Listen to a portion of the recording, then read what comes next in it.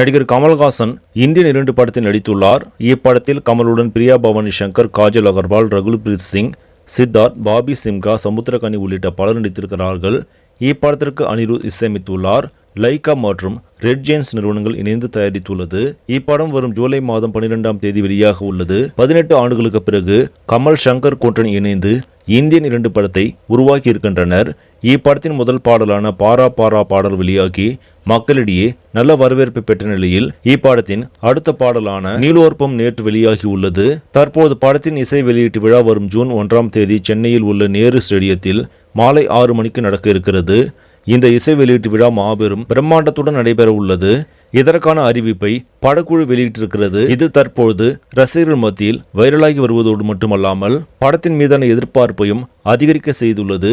சரி நம்பளே, இந்த செய்தி உங்களுக்கு பிடிச்சிருந்தா லைக் பண்ணுங்க, ஷேர் பண்ணுங்க, மறக்காம நியூஸ் தமிழ் சேனலை சப்ஸ்கிரைப் பண்ணுங்க. அடுத்த வீடியோவில் சந்திக்கலாம். நன்றி.